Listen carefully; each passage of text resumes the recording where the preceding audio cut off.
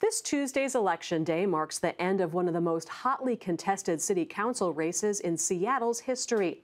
A record 55 candidates competed in all 7 districts during the primary, almost 20 more than in the last such election in 2015. And that's not the only figure that's gone up. The number of individuals donating to those candidates went from less than 19,000 in 2015 to more than 50,000 this year. That, no doubt, is partly due to a unique public financing program in Seattle, the only one of its kind in the country. NewsHour Weekend's Yvette Feliciano visited the city to learn more.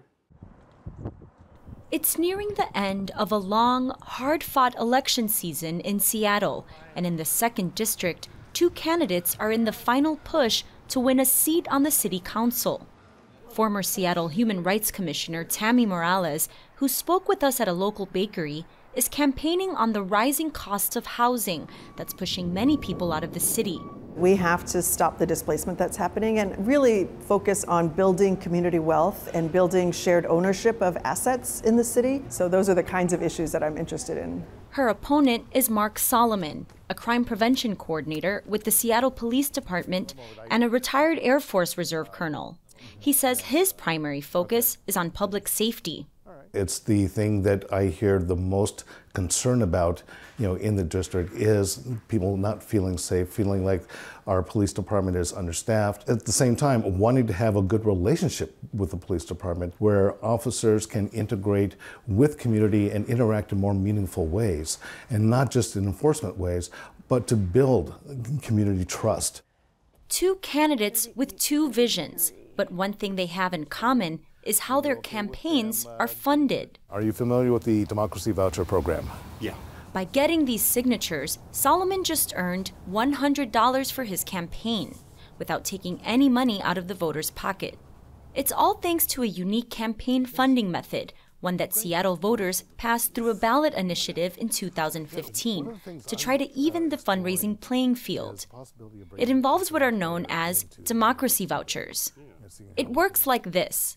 Each local election cycle, all registered voters receive 4 $25 vouchers that they can donate to up to 4 city council candidates who have volunteered to participate in the program.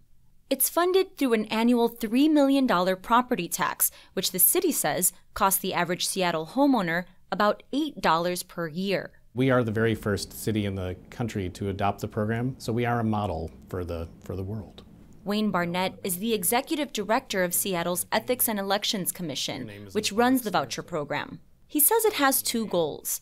One is to increase the number of candidates by making it possible to raise a lot of money without connections to deep-pocketed donors. And the second is to broaden the base of contributors. I think up to that time, we saw that roughly only 1% to 2% of Seattleites ever contributed to a local campaign, and I think the idea was to really broaden that base. Seattle's city council elections are nonpartisan.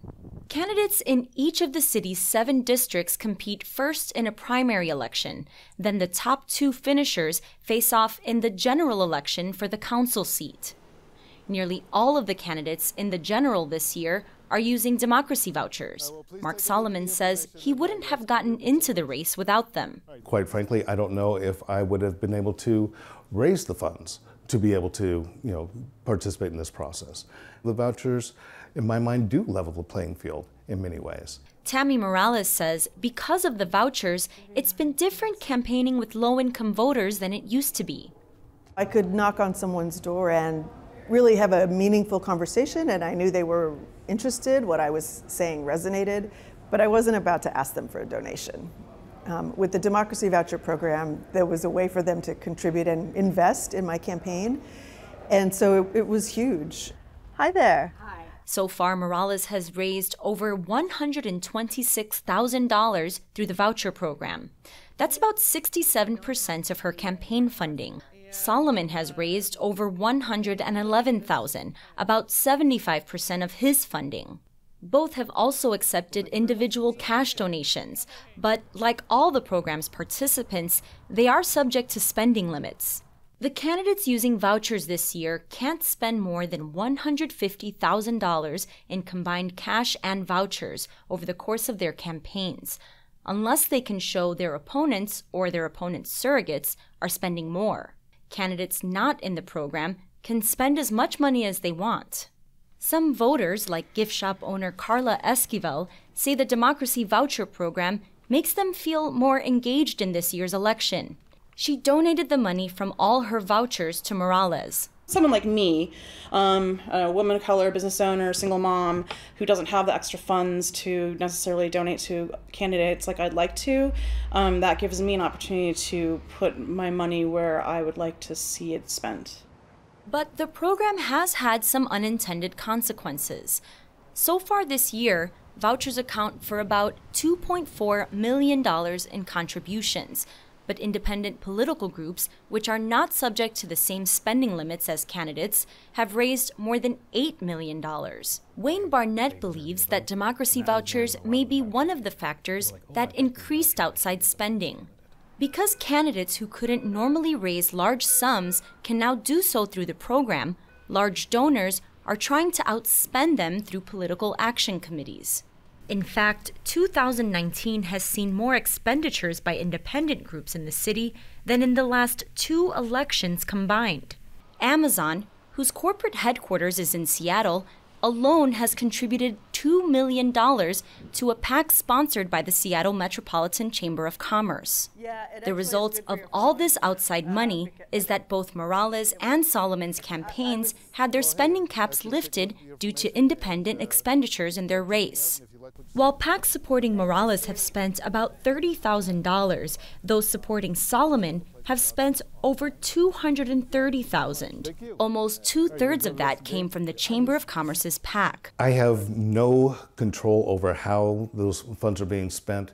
It has not affected how I'm running my campaign. My campaign is funded primarily through individual contributions and contributions from through the democracy vouchers. Morales says that outside fundraising has undermined the supposed level playing field for candidates in the democracy voucher program. It's unprecedented how much money is being spent for this city council race, not just my race, but for all the other districts as well. This democracy voucher program was intended to try to reduce the influence of that kind of outside money on our local government. Didn't work. I think because of the way this race has turned out, because of all of that outside money that has come in, our council members are starting to look at how they can regulate individual contributions into those big corporate PACs. We asked Wayne Barnett about PACs outspending candidates using democracy vouchers. Does that put other candidates participating in the democracy voucher programs at a disadvantage in any way? I think that depends on how you look at it. 12 of the 14 candidates in the general election are participating in the program, so clearly candidates don't view it as an impediment to their running a credible race. Even though she feels that there are some problems the program needs to address, Morales remains enthusiastic about democracy vouchers. Oh my gosh, it's a game changer. It really is, because that was more time to go knock doors and talk to people. It was more time thinking about policy positions. It was more time meeting with community leaders. Mark Solomon agrees. Going to the doors, engaging with people, asking them what they are concerned about. I'm Mark Solomon. I'm running for Seattle City Council. And then letting them know about me, some of the approaches that I have, and asking if they've used their democracy vouchers. Some have said, yes, I've already sent them in, I've already used them, or others have said, oh, no, I still have those. It's like, would you be willing to help the campaign by signing those vouchers over? And many have said yes, and it's been wonderful.